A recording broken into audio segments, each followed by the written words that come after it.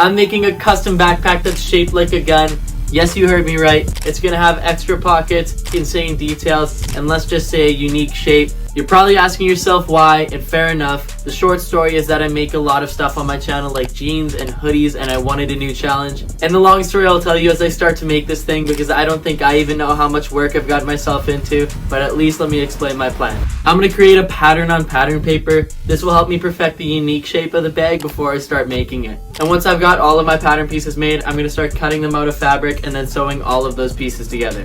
I've never made anything like this before, but I have the confidence that I can pull it off. I could be horribly wrong, but I guess you gotta stick around to see how it turns out. So let's go make the pattern pieces as I tell you why the heck I'm even making a gun-shaped backpack in the first place. I have a clothing brand called Lockjaw, and for my upcoming drop, I have one look that's got a pseudo-military theme. The look is gonna have camo pants, a white panel t-shirt, and this backpack I'm making today, amongst other things. There's gonna be 3 looks for this drop, each look made completely out of one-of-one pieces made by me. Anyways, right now I'm drafting the pattern for the backpack. I made a mock image of how I wanted it to look to give me an idea of how to shape this thing. Every single clothing item that you own started off as a pattern that was then traced onto fabric and cut out.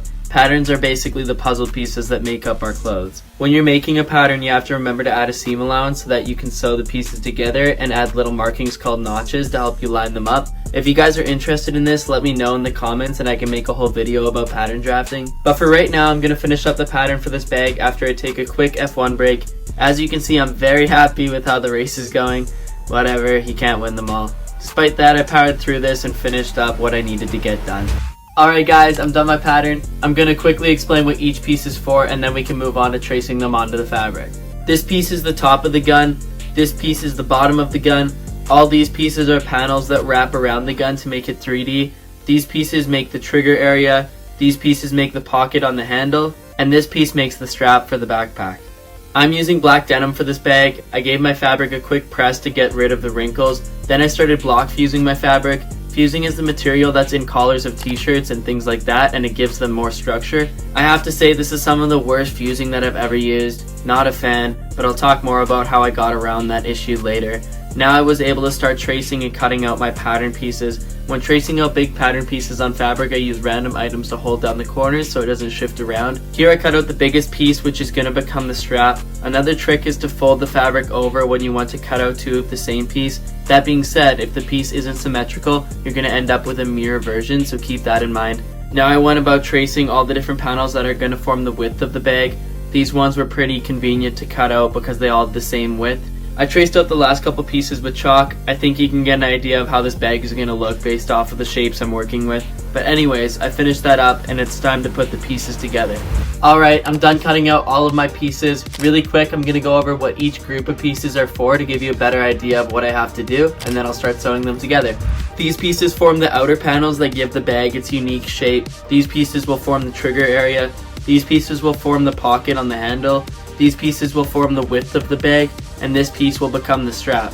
And this is how I hope it'll look in theory when I put all of that together, so let's go do that. First I had to set up an industrial sewing machine, which is 1 tier below rocket science, and once I was ready to go, I started by sewing the 2 outer panels together that form the shape of the gun. I sewed them at a 1/2 inch seam allowance, pressed the seam back, and then traced them out of fusing again. Because my fusing was so weak, I wanted to double fuse it to give it more structure, which kind of worked. This also had the added benefit of hiding the seam between the 2 panels. Once it was double fused, I edge stitched the seam and then got to work on the pocket for the handle. I had to swap out my presser foot to a zipper presser foot to sew around the zipper, and I threw together the 4 panels that form the outer face of the handle pocket. I think the silver accents from the zipper are a super nice detail. Once I had the outer face done, I had to sew a band of fabric around that to make it 3D.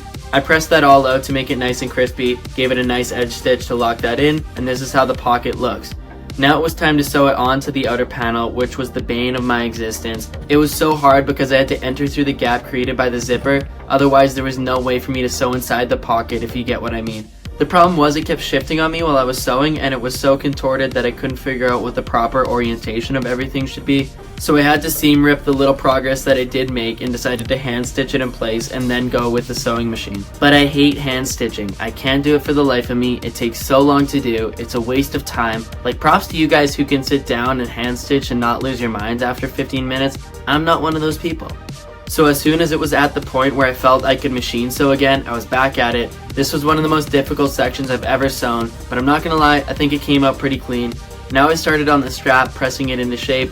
I then threw a straight stitch on it all the way down, folded the ends into shape and pressed those to give them a nice taper, edge stitched those up, and sewed it onto the back panel with an X. I'm gonna add the hardware to the strap later, but for now I have both panels done. Now I have to make the panel that's gonna bridge the gap between them. I started this off by sewing the main zipper into some pieces. Again, I really like the silver accents on this bag, and then organized the pieces into the order that I'm gonna sew them in. In case you were wondering, I'm in my fashion school sewing lab and all these lovely people in the background are making cool things themselves, but I was locked in on my bag. I decided now is the time to craft the trigger area. I still didn't know exactly how I was going to apply that piece, but that's an issue for later. For now, I just had to make the trigger, which wasn't that hard, all things considered. I just had to sew those 4 panels together. It was a pain to flip it inside out, but I managed to do that, and here's my trigger piece. I decided the best way to sew it on was to cut out holes in the corresponding width panel and spread out the seam allowance on the ends of the trigger in such a way that I could attach the two with a clean edge stitch. I know that sounds confusing, but trust the process. I was kind of figuring this one out as I went, I'm not gonna lie. Here are those holes in the panel, and this is how the trigger slots into that. It's not that clean on the inside, but it looks super clean on the outside. I sewed that together with the zipper presser foot so I could get closer to the edge. Did the same for the other side, and now the width panel is almost done with the trigger attached. I just had a couple more segments to add in, so I whipped those out, pressing the seams flat and locking them in with top stitching. Honestly, all the white stitching is a really nice contrast to the black denim, and now my width panel is fully done. We're in the home stretch. All that's left to do is connect this to both the front and back panels and add the hardware. I pinned the first panel on, which wasn't that hard, then I ran that through the sewing machine, and now you can really start to see the bag taking shape. I threw the other panel on, sewing that one on as well. I know I might make this look easy, but it's really hard to sew panels like this together when you're forcing the fabric to bend in ways it doesn't naturally want to. And now I just had to flip that inside out and sew on the hardware. I bought this really cool metal buckle and then some black webbing. I pressed those and sewed them together.